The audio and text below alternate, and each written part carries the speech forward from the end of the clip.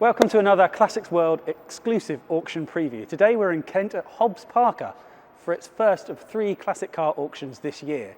Now this one's a bit different, again behind closed doors. It will take place from Wednesday lunchtime on the 27th with the first lots ending on the Thursday, 24 hours later. Now, viewing is available from Monday right up until the sale ends, and there's some cracking cars spanning a period of around 50 years. We've got some good variety here, haven't we? We're starting with a really strong candidate here, aren't we? This Daimler 66, one of the last of the V12s. And of course we've done a comparison test with one of these and the Series 3 equivalent. I noticed this is riding on the incorrect wheels for period, but the originals come with it, if I understand correctly. Yeah.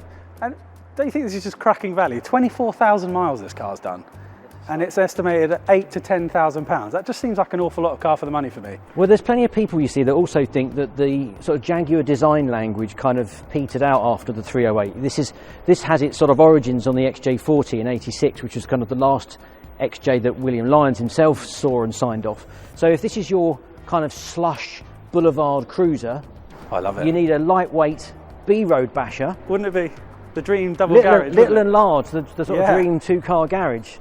Lotus Elan. Absolutely love this. Lotus Elan, 1970. This is an S4, but it's been upgraded to a sprint spec, right? To sprint spec, so that means you get the lovely two-tone paint, the sort of gold leaf effect in the middle. And I think you get, well, the sprint engine had a big valve head as well. And you can certainly see this one's been very much enjoyed with the sort of perspex here and the cage. Have you driven a Lotus Elan? I've never driven a Lotus Elan. I'd I'd absolutely really love to. I just think it's the epitome of a 60s sports car to me. Just add lightness and all that. It's just great. I think it really looks the part, you know. So you won't be getting this one particularly cheap, I'm sure, but it's well worth the money. Smiles per pound or pound per smiles or whatever it is. This is the car that inspired the MX-5 and all of the sort of 90s. Well, like I say, I think this is the true roadsters. definition of a 1960s British sports car. It's absolutely beautiful, isn't it? I think it's fantastic. It just embodies sort of Colin Chapman's lightweight philosophy, doesn't it? No, for sure. And if you really want something that's iconically French, they don't get more than that, do they? Here we are, 1974 Citroën DS. Yeah, it's a DS20 Palace, this one. Palace, the plush one. Palace means posh, right? So yeah. If you come around the front here, you can actually see the swivelling headlamp with the wheel, which is conveniently turned in the correct position there, so you can see that. But of course, this is the facelifted one that sort of Robert Opron, who sadly recently passed away, gave the Series 3 look to, and I really like these, especially the Palace. It's just got a classy look to it. This one, I think, was a Cat C in 2002 for some side damage, but. And if I'm right, it's had quite a lot of money spent on it recently. Last year, 2020, it had about £5,000 spent on it from a. Yeah, I mean, and because of that Cat C status, you'll be getting it a lot cheaper than you'd pay for a really, really mint one. And I think it's fair to say that it's going to need some work to bring it up to a decent standard. But what a great basis for a project! Yeah, it's got patina, hasn't it? But it's up and running. Because aren't mint examples of these like just mega bucks now? Well, I think they're 20,000 plus, aren't they, for a really nice one? So I mean, I think if you really want to get into Citroën DS ownership, and I know our man behind the camera most definitely would like to be a DS owner at some point, this could be the starter project that gets you on that ownership ladder. So of course, Jeff, it was recently announced that the Ford Mondeo was going to finish production at the end of this year. I know, very sad day. So, you know, what better time to acquire a slice of Ford heritage with this facelifted Mondeo. Is it a facelifted Mark 1 or is it a Mark 2? I don't know. What would you classify it as? People don't really know. I've always called it a Mark 2 because it does look significantly different than the Mark 1. They've definitely done that Ford trick of taking the same base car and giving it a significantly different look. This particular car is actually the rarest Ford Mondeo in the world because there is no gaffer tape on any of the bumpers. No gaffer tape? No gaffer tape. Well, that's added a bit of value to it straight away. I think it's quite a low mileage car, this one. I don't think it's done many miles at all. No, I think so. And it's the GLX, so it's a reasonable spec. It's not a sort of top-end gear or anything like that. It's just about to tick over to 32,000. It's a 1.8 GLX, isn't it? Yeah, with the 1.8-seater. So I think this is a great prospect. This is a modern classic you could daily drive, couldn't you? Yeah, absolutely. I mean, look at the interior. It's spotless. I think it's a great slice of modern sort of Ford heritage. But if you want something proper US Ford heritage, look just what's over here. And I'm not talking about the jet ski in front of it. This has got some presence. It's a 1968 Ford Mustang. This has had a bit of money thrown at this as well, hasn't it? This has had some work done. Look at the paint, it's really nice, isn't it? I love that colour, with the sort of cream vinyl roof as well. Now this isn't a V8, this is a 6-cylinder one. This is a 3.3 litre with a manual box as well. And if this is a bit too American, we can go Britishy Fords, which really caught my eye. That is lovely. That is really nice. This is a February 1980 car, so the Mark III came out in the September, so this is one of the last of the Mark IIs. Yeah, this one's on a V plate, isn't it? Yeah. Yes. So you only ever see a couple on a W, don't you? So this is one of the very late cars. Great 70s paint scheme. And the guy only used it for high days and holidays, really. So it's still in really Period lovely tax condition. disc in the windscreen. Yeah. You've still got the dealer sticker on the rear window. There you go, Victor Motors of Canterbury. Lovely velour interior, wooden dash, being a gear, of course. A little bit plusher than your Popular Plus with its houndstooth interior. And 88,000 miles? 88,000 miles, yeah. And it wears it well, doesn't it? It wears it very well. It's looking great. Definitely been looked after. Well, you couldn't get more contrasting to our Ford Escort, to this solid slab of Germanic engineering, this C126. 560 SEC, isn't it? 5.5, 5.5 and a half V8. I really like these. I actually like the styling of this particular generation, with the sort of the grille and the lack of the star at the front on the bonnet. This one's one of the very last, actually, of this generation. Yeah, it only ran till 91, didn't it? So this is one of the last examples. 138,000 miles on the clock, and the same owner since 2005, I think. And he was a club member. A club member who's done a few little upgrades. So he's put a stainless exhaust and things like that on it. Yeah, this isn't, again, pristine by any means. It needs a little bit of tidying. But the price will reflect that, and what the club ownership thing tells me is that it will be well maintained. Yes. So although the bodywork could do with a bit of tidying, I think you could jump in this and still use it and enjoy it. With only 138,000 miles on the clock, this V8 engine will run for 3 or 4 times that, probably quite comfortably. I think they're quite powerful as well. They're around 270 odd horsepower, something like that. So. Yeah, it's decent, isn't it? Last of line C126, like you say, but you can skip back a generation and this lovely 230 CE. Go to this one here. Now I believe this one actually spent some time in the Canary Islands and was driven back by the vendor, hence a left-hand drive. Oh, okay. But it's a really tidy car, isn't it? Lovely. I put you on the spot here. It's done 172,000 kilometres. How many miles is that, sir? Just over 100,000 miles. That's what it is. Of course, if Mercedes isn't your thing, and there are quite a few Mercedes in the sale, you can have a slice of BMW if you want a bit of Teutonic fun. And of course, E21s, as this is, an E21 320, they're getting rarer now, Jeff, aren't they? So 320 auto, 1982 car, I think. So coming towards the end of the E21 about a year production. Later, the E30 comes out. So yeah, really nice as well. This is one of several cars that have come from Bury BMW dealership from their heritage fleet. Right. Okay. This is an automatic. This one. It would certainly explain the excellent condition of it. Yeah, it is clean, isn't it? Yeah, it's lovely. What's that? 68,000 miles on the clock. Because I mean, these things aren't afraid of a bit of rust, are they? No, but this one really aren't. This one looks pretty tidy to me. Yeah, I mean, going inside the rear wheel arches here, you can see it's all body colour and things like that. So that's always a good sign. But what I like is we can show a whole generation thing here, because we can go from the E21 to the E30. Yes. Yeah, on steels as well. Those look great, though. Doesn't it look good on steels? I'm not sure about really the smart. white script on the back tyres here, but another automatic, which I suppose again, like the E21, probably why it survived so well.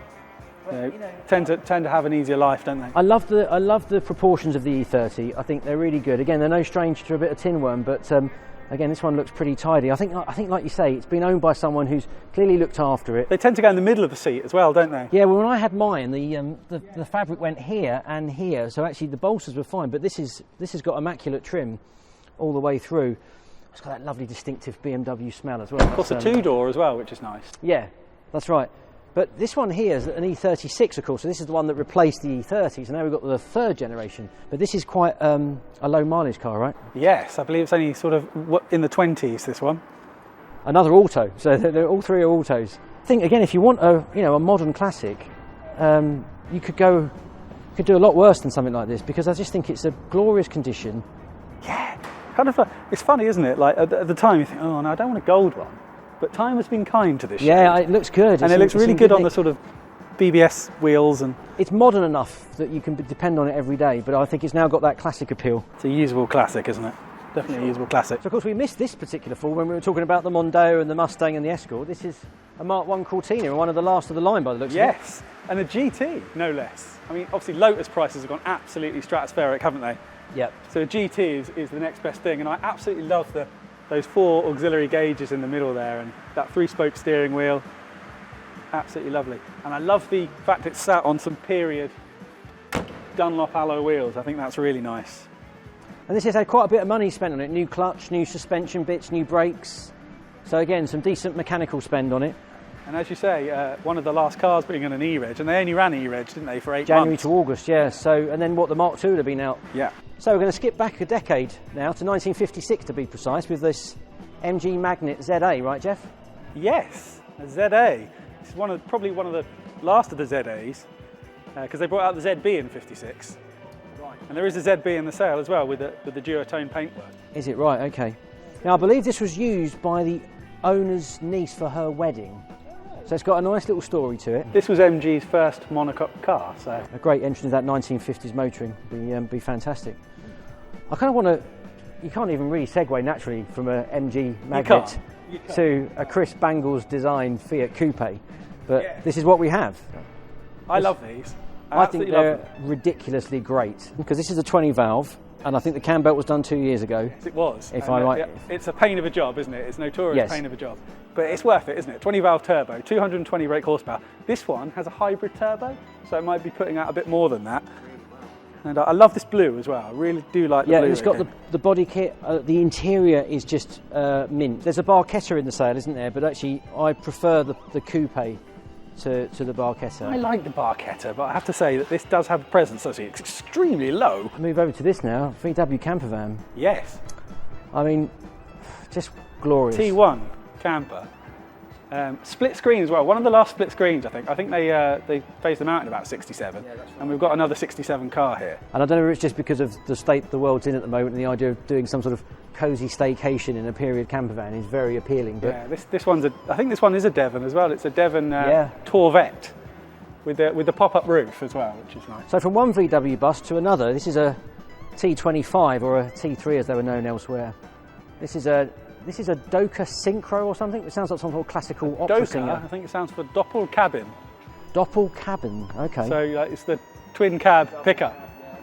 Yeah. So this is a diesel, 1.6 diesel. Now, of course, they were air cooled when they first came out in '79, and I think they switched to water cooled in about '83. Yeah, about 82, 83, something like that.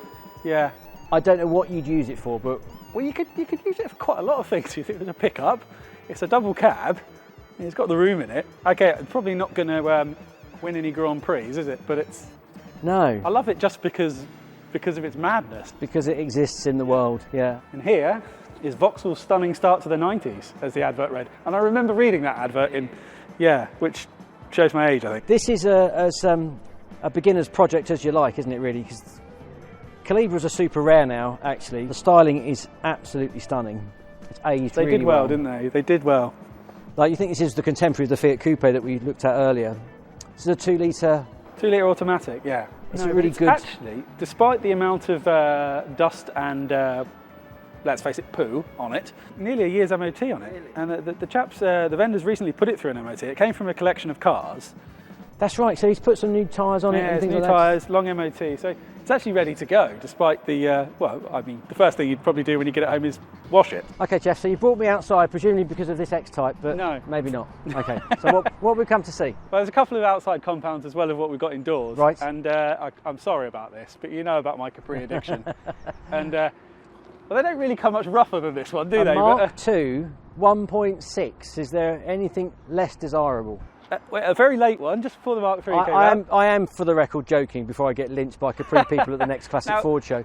But it looks dreadful. Let's not beat around the bush here. It looks dreadful, but actually, I don't reckon it's that bad. It's been off the road since 1995. But if you look at the strut tops, you know, these are always rotten, aren't they? Yeah, on the really bad ones. You see the Pinto under there. Basically what you're saying, it's had a bit in there, but like quite solid on the top. And I think, you know, next project car. What you're saying is, Jeff, you want to put a bid on this car and have it on your driveway. Yeah, I think so. But the thing is, such is the value of Ford Capris now, that you're right, this is probably going to need a lot of work and a lot of patience, but it may well be worth it, and you'll end up with A very sort of rare Mark II Capri. So I don't want to coin a phrase, a cliched phrase, but taxed worse. To be honest with you. It's every restoration project you'd promised yourself, is what you're saying? Yes. Yeah. Okay. So Phil, apologies, I brought you to another compound full of one. auction cars. There's a few in here as well, and we've got this E46. So we looked at the E36 in the other hall, and here's an E46 one. Yeah, this is from the same collection as that Dusty Calibra we saw earlier. It's a 325. Nice. Very nice. 6-cylinder car, good. Yeah. Solid front wings by the looks of it. But nice leather interior. Love an E46, it's good. Obviously my eye is immediately drawn to this fairly late X100 XKR here, because this is one of the last of the line ones with the checkered flag. It's not been used since 2017, I think. Yeah, it's so it's going to require some recommissioning, but you know, you'd do it, wouldn't you? Because it needs a bit of a great. polish. But 4.2 V8, they got the engine well and truly sorted by the time you get to this generation of X100. It's looking absolutely spiffing on those 20-inch wheels. So rims need a good polish, but I think we're very nice. Of course, you've got an H van as well, which an H van. Look at it, and it's one of those ones that hasn't been turned into a coffee bar. Do you know what? We made that very joke earlier because it was like, oh no, I'll buy this and turn it into a coffee bar. It's got some contemporary seats in there. They sort of Saab 9.3 seats. They look or something. like Saab ones. The headrest looks Saab, don't they? Yeah. But that means it's just comfortable on a long journey. Well, that was certainly impressive. Good variety. Yeah. So when's the sale again? The sale is on the 28th of April, starting at midday, ending at the first lot's ending at midday the following day.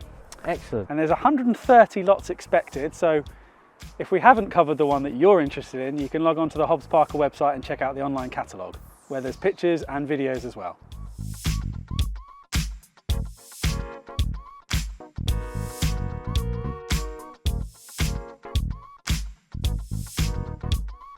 Our friends at Lancaster Insurance are giving away this fantastic 1984 Ford Escort XR3i. It's free and easy to enter. All you got to do is follow the link on screen and fill out the form under the competitions tab. T's and C's do apply, and good luck.